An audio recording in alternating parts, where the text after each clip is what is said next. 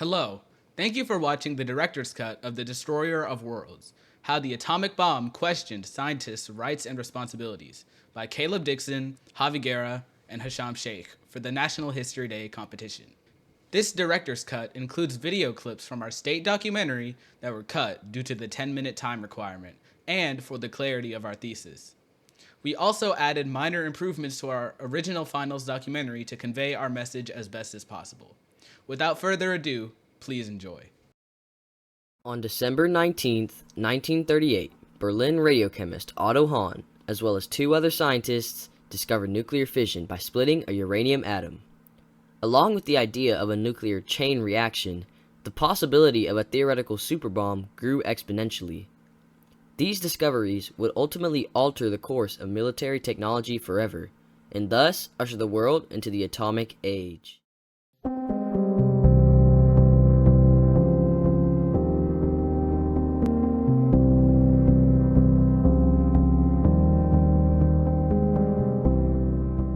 Against the advice of many scientists, the bomb was used by the Americans in Hiroshima. In late 1944, English scientist Joseph Rotblat made the decision to leave the Manhattan Project due to his conflicting opinions on the use of the bomb. As time passed, this dilemma Rotblat faced was soon shared by multiple other scientists. Many Manhattan Project scientists questioned their rights to build the atomic bomb, and soon realized their work could hold them responsible for thousands of lives. When German scientists discovered nuclear fission in late 1938, many raced to unlock the secrets of nuclear energy. Even in these early discoveries of nuclear power, scientists were scared of uranium's destructive capabilities. As well, many were wanting to harness its potential power. These are the early signs of a disconnect between scientists and world leaders, a disconnect that would only grow as the years went by. Germany, in an effort to capitalize on this new scientific discovery, started to develop a uranium research program in April of 1939. Albert Einstein, after being informed of this program by fellow scientists Enrico Fermi and Leo Szilard, wrote and sent a letter to President Franklin Roosevelt later that same year. In this letter, Einstein described the advancements of the German program and advised Roosevelt to take action to counteract Germany. The question for Roosevelt was if the U.S. had the responsibility to prevent the Germans from having the sole power of an atomic bomb, and if they had the right to create an atomic bomb of their own. If action was not taken, he could possibly be responsible for thousands of lives. This prompted President Roosevelt to officially approve the building of an atomic bomb, therefore establishing the Manhattan Project. J. Robert Oppenheimer became director of the project at Los Alamos, while Leslie Groves became commanding general. However, only top scientists and officials knew what they were really building. At this point early in the project, many scientists did not care how their work would be used. Most were lured in by the secrets of the atom and were eager to find out how far their science could go. At the time, it was understood that America was racing with Germany to build the first atomic bomb. Furthermore, scientists were under the assumption that the bomb's target would be the Germans themselves. Yet, according to Leslie Groves, the commanding general at Los Alamos, the target was always Japan. In a memorandum written shortly before Germany's surrender, he states that the target was never the Germans, even after the Manhattan Project was kickstarted. It seems like this entire time, there was a disconnect between scientists and officials. Scientists had always thought the bomb was for defense against the Nazis, but it seems that officials were looking to use the bomb offensively in the Pacific. Later, personnel were informed that the German atomic program was in fact not close to creating an atomic weapon, delegitimizing the threat of German nuclear warfare. The initial reason that many had joined the project was because of the German atomic threat, and after learning the truth, many were unsure of the rights they had to use a nuclear weapon. One scientist who was affected by this new information was the previously mentioned Joseph Rotblat. Rotblat only joined the project to develop the bomb as a deterrent for Germany. We did this work because we believed that this is the only way to deter Hitler from using a bomb against us, should the German scientists succeed in making it. However, when proof of Germany's lack of development came out, he believed that the U.S. had no right to use the bomb in the World War. In December 1944, Rotblat left the Manhattan Project. Afterwards, Rotblat went back to England, later dedicating his life to preventing the use of atomic weapons. even winning a Nobel Peace Prize for his efforts. Many scientists were afraid to speak about their perspective on the Manhattan Project due to the worry that it may jeopardize their career. As well, many scientists continued to work on the project for the sake of scientific advancement, disregarding the moral issues and potentially catastrophic impact associated with atomic weapons.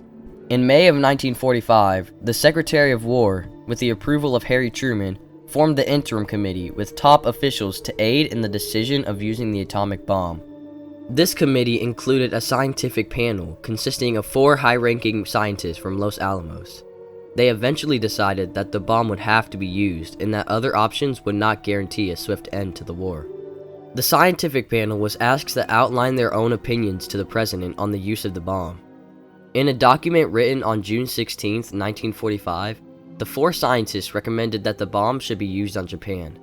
What they also say, though, is that the decision was not unanimous, and that many other scientists had conflicting ideas on how the bomb should be used. This technical demonstration that some scientists proposed was shot down. It was argued that the bomb could be a dud, or Japan could have American prisoners in the area of detonation. Eventually, the committee recommended keeping the bomb a secret until it was used on Japan. They advised the president to drop the bomb as soon as possible and without warning. At 5:30 a.m. on July 16, 1945, the world officially entered the nuclear age with the detonation of a singular bomb. The Trinity test marked the first successful test of a nuclear weapon, an advancement that came from decades of theorizing and years of building. Many scientists' reactions, like that of Ernest Lawrence, were filled with great excitement. As Lawrence himself said, "We share a feeling that we have this day crossed a great milestone in human progress." Despite this, scientists now worried about something much greater, that being the potential to use this catastrophic weapon in warfare.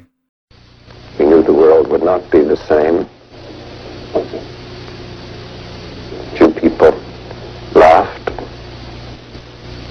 Few people cried. Most people were silent. I remembered the line from the Hindu scripture, the Bhagavad Gita. Vishnu is trying to persuade the prince that he should do his duty, and to impress him takes on his multi-armed form and says, "Now I am become death, the destroyer of worlds." I suppose we all thought that one way or another. Just a day after the test, Leo Szilard wrote a petition which included many requests regarding the use of the atomic bomb. The petition states that such attacks on Japan could not be justified, and requests that the bomb not be used in the war unless the terms which will be imposed upon Japan have been made public in detail, and Japan, knowing these terms, has refused to surrender.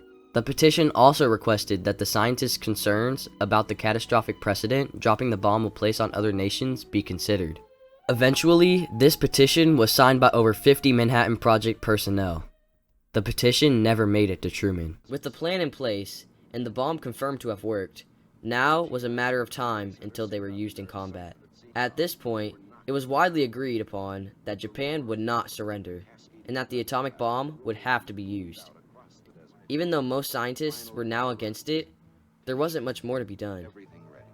All that was left was the final decision. On July 25, 1945, a directive approved by Harry Truman tasked the Army Strategic Air Forces with attacking Japan sometime after August 3rd. On July 26th, world leaders at the Potsdam Conference issued their declaration to Japan to surrender or suffer immediate decimation. 3 days later, Japan rejected it.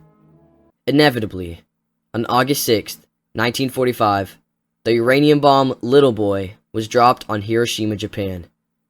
The impact produced an explosive force of 20,000 tons worth of TNT. The bomb on Hiroshima alone eventually killed about 140,000 people. The nuclear fallout caused many survivors to face illnesses in the years following.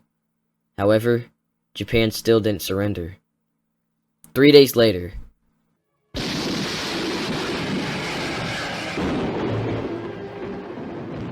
the plutonium bomb Fat Man was dropped on Nagasaki, causing a further estimated 74,000 deaths and leveling 6.7 square kilometers of the city. Finally, Japan surrendered, ending World War II. Shortly after the war, however, some were still supporting the bomb's use, one of those being Oppenheimer. In a speech on November 2nd, 1945, to Los Alamos scientists, Oppenheimer openly supports the bomb.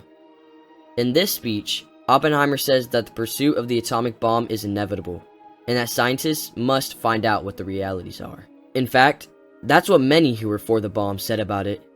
Leslie Groves wrote a book looking back on his experiences working on Los Alamos in 1962. According to him, the development of the atomic bomb by the United States was unequivocally necessary. Not only that, but he says if America didn't build it, somebody else would have, and used it to completely take over the world. This back and forth between those for and against these weapons continued to be relevant throughout the 20th century. As warned by the scientists on the Interim Committee, the events at Hiroshima and Nagasaki would become the beginning of the nuclear tension between the US and the Soviet Union throughout the Cold War.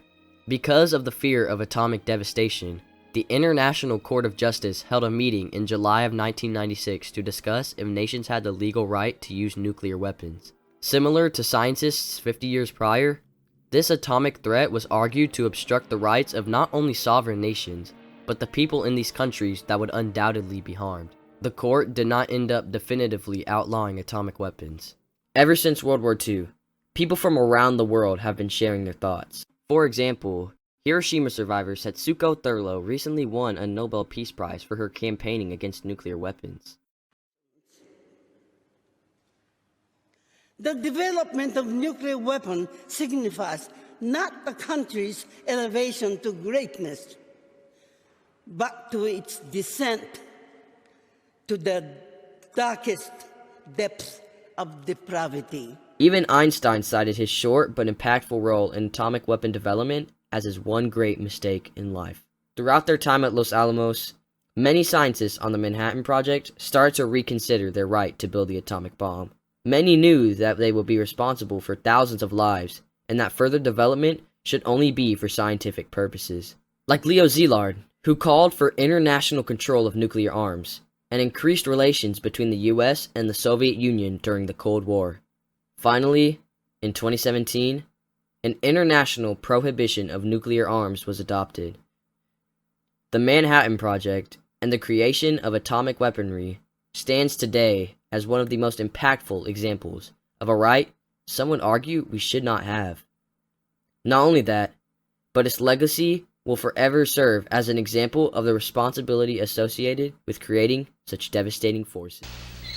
Dr. Oppenheimer, nevertheless, with all the rationalization, with all the inevitability of the decision that history demonstrates to us, you and many like you who brought the bomb into being still seem to suffer, may I say, from a bad conscience about it. Is that true, sir?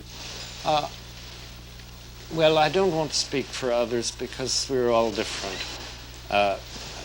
I think when you play a meaningful part in bringing about the death of over 100,000 people and the injury of a comparable number, you naturally